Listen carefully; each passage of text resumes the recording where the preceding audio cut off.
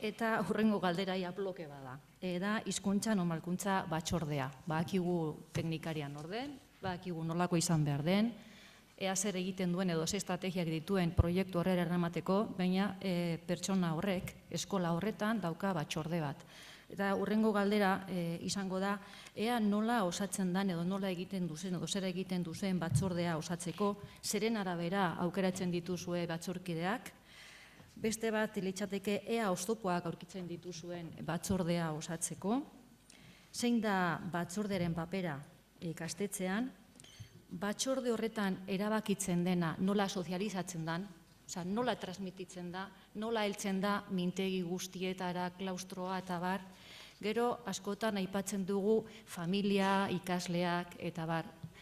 Gurasoak batzorde horretan badauz, ikasleak batzorde horretan badauz, eta bukatzeko batzordearekin eta dana batera erantzun behar duzue, zeintzu dira batzorde horren arrakastatsuaren gakoak.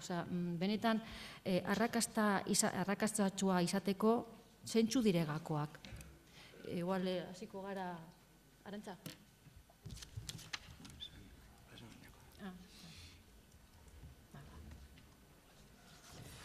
Bai, gure hizkuntz normalkuntza batzordea kokatzen da hizkuntz proiektuaren taldearen markoan. Guk badugu dinamizatzaile orokorra eta berez ere egina da ekimenak eta ekimena horien arduradunak koordinatzea. Beraz, dinamizatzaile orokorra hau zuzendaritza taldeko norbait izateak errestuko luke erabakiak hartzea eta bete araztea. Bera laguntzen dute gela barruko eremuaren dinamizatzailea eta euskeraz biziko dinamizatzailea. Gela barruko eremuaren dinamizatzailea konpetentziatan oinarritutako kurrikulum lanetan eta metodologietan eskarmentua duena da bereziki hizkuntzaren ikuspegi komunikatiboan, eta bere lantaldean bai hizkuntzetako irakaslez laguntzen da eta bai beste arloen irakaslez osatzen du bere lantaldea. Berarekin batera euskaraz bizi taldea dago, non dinamizatzaile orokor bat dagoen, bera ere lagundu egiten da eta etapa ezberdinetako irakasleez eta baita gelazkanpoko ekintzen arduradunaz. Gehien bat eskolaz kanpoko eremuan eragiteko, hiztun neurketak egiteko, esku hartze eremuak proposatzeko, eremu horien jarraipena egiteko eta puntualki ere ekintza osagarrietan gela barruan ere.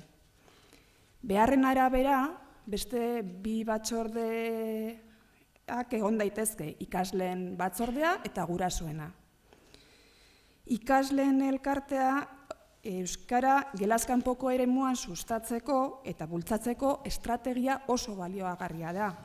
Gehienetan derrigorrezko bigarren hezkuntzako ikasleez osatu egon ohi da, bere eragina esparruak gehien bat sarrera irteerak, pasabideak, jolastorduak eta puntualki gela barrua dira. Kanpaina ezberdinak begiratzen dituzte, egun berezietan, abenduaren 3an, euskararen egunean, edo jolas garaietan, eskolaz kanpoko tailerretan. Baina beraiek dira ikastolako euskararen erreferente ikasleen artean, ekintzen dinamizatzaileak. Eta baita egiten duten beste zeregin bat, hiztun neurketak bideratzea izan ohi da.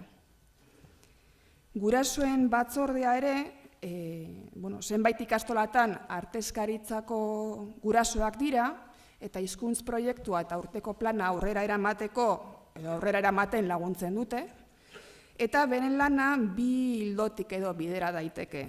Batetik, gurasoen hizkuntza maila jasotzeko, ikastola askotan adibidez, gurasoek seme-alabekin erabili dituzten esamolde horien itzulpena jasotzen duten orritxoak banatzen zaizkie, edo ikastaroak antelatzen dira. Eta bigarren lanildoa izan ohi da euskara indarberritzeko begirako ekintzak, ez? Bai hitzaldiak, bai motivazio saioak, bai ikastolako hainbat proiekturen aurkezpen saioak.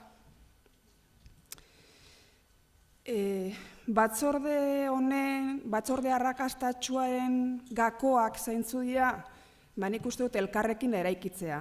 Elkarrekin irekitze horretarako, hezkuntza komunitate osoko partaideak, irakasleak, hezitzaileak, gurasoak, ikasleak, egitasmoaren partaide eta eragileak badirela sentiarazi. Eta nola? Helburuak konpartituz, urteko plana sozializatuz, ekarpenak eskatuz, valorazioa ekarrekin eginez.